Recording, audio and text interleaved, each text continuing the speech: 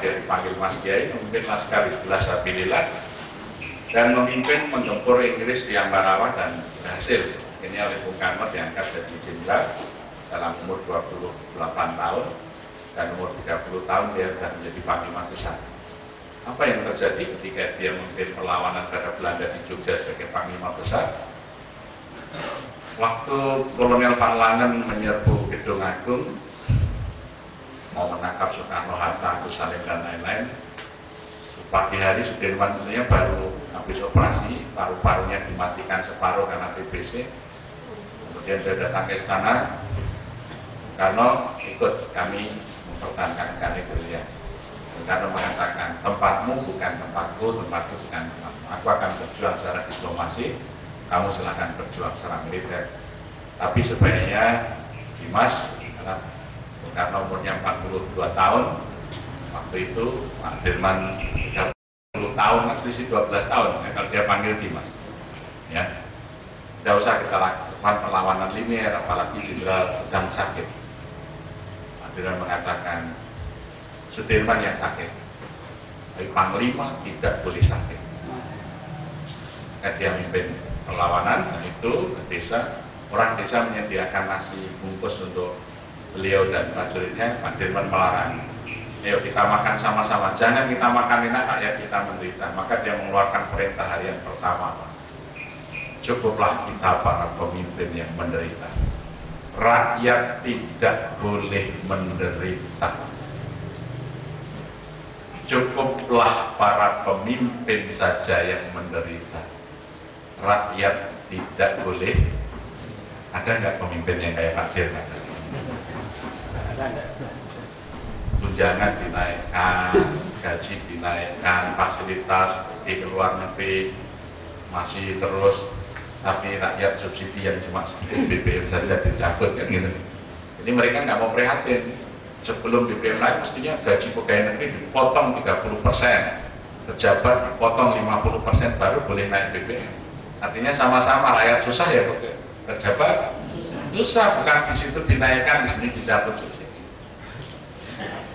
Kayak Pak Dirman itu, cukuplah para pemimpin saja yang menderita, rakyat tidak boleh.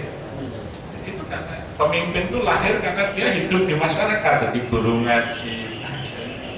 Maka kalau panglimanya itu guru ngaji ya seperti Sudirman itu, meskipun TBC jadi panglima besar dan belum pernah terkalahkan, sehingga dulu Amerika itu segan terhadap Indonesia. Karena apa? Di masa Sudirman, Merdeka 45, 48 komunis memberontak, 60 hari komunis bisa ditumpas habis, 60 hari. Bayangkan Amerika itu melawan komunis di Vietnam nggak menang, kalah itu. Meskipun filmnya Rambo kayaknya itu. Di Vietnam kalah itu Amerika. Indonesia negara yang baru berdiri, tentara yang baru berdiri, menumpas komunis hanya dalam 60 hari.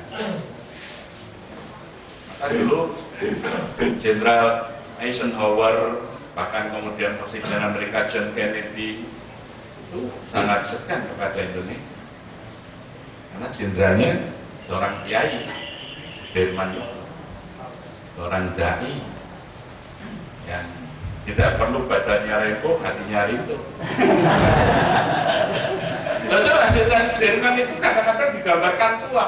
Lalu beliau itu wafat saja usianya baru 34 tahun. Jadi Jenderal Dirman itu lahir 1916, wafat tahun 1950. Jadi beliau wafat umurnya baru 34 tahun. Jenderal besar, panglima besar itu 34 tahun meninggalnya. TBC lagi.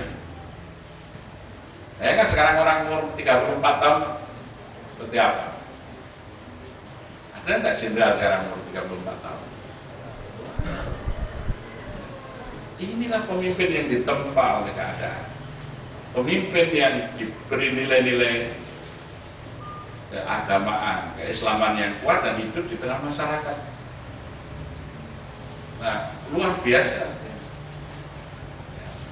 Berbeda dengan tentara sekarang tinggal di asrama, makan tercukupi, ya kan? Pakaiannya bagus, main band, ya. Jadi jenderal ya tidak seperti perang ya, kalau ada resiko ya lari.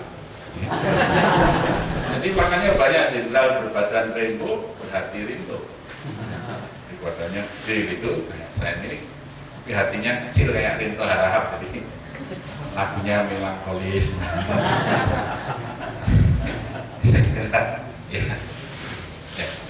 Saya kira demikian. Ya, dengan itu saya sebenarnya sangat berharap kalau dulu para pemimpin kita itu para dai. Anda bisa bayangkan, dulu Mr. Muhammad Rom itu menjadi ketua partai Masyumi, itu diminta. Jadi beliau itu tidak datang di muktamar. Para muktamirin itu memilih, loh orangnya nggak datang dipilih. Sampai dikirim utusan nyusul ke rumahnya di Temanggung, minta pokoknya Bapak harus memimpin. Kalau sekarang orang mau jadi pemimpin, beli suara rakyat. Jelas? Sedangkan pengajian dan pengawasan, pengajian dan bagi kaos.